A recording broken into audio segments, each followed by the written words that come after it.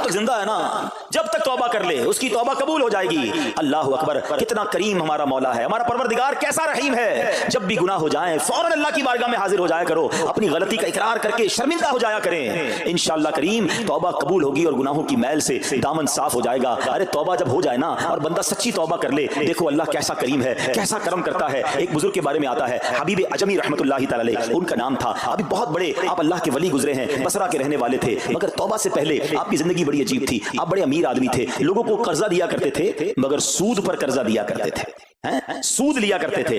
हाल ऐसा था कि जब किसी से सूद लेने जाते थे या कर्जा लेने जाते थे, वो पैसा ना देता, लेट हो जाता तो उससे जुर्माना वसूल कर लिया करते थे। एक मर्तबा एक मकरूज के दरवाजे पर गए, वो मकरूज तो घर पे नहीं था, उसकी बीवी थी। तो कहा मेरा शौहर तो आज घर पर नहीं है, ना ही मेरे पास रकम है कि आपको दूं। आपने कहा मुझे तो चाहिए, कुछ ना कुछ तो जुर्माना देना होगा। तो उसने कहा हमने एक बकरी ज़िबा की है, गोश्त तो सारा बांट दिया, खा लिया, उसका सर मौजूद है, आपने कहा ये दे दो। सूद में पैसे नहीं मिले तो बकरी का सर ले आया।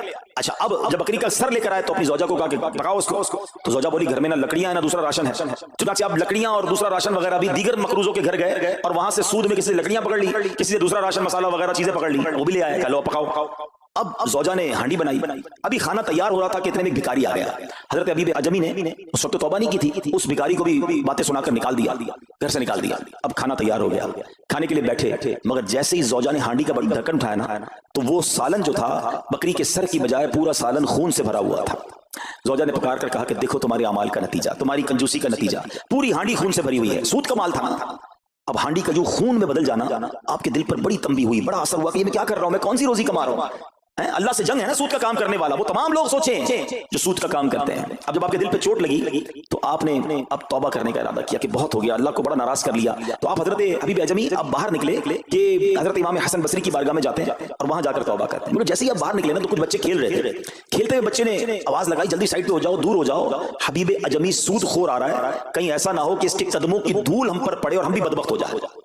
फिर दिल पर चोट लगी कि यार बच्चा मुझसे नफरत करता है, ऐसा काम करता हूं मैं, अल्लाह भी नाराज, अल्लाह के बंदे भी नाराज, और दिल पर चोट लगी।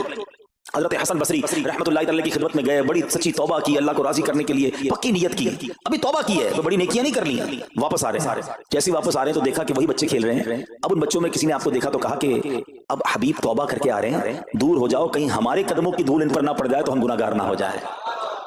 थोड़ी देर पहले के बच्चे कह रहे हैं कि दूर हो जाओ, इनकी धूल पड़ गई तो हम बदबख्त हो जाएंगे, सूदखोर जा रहा।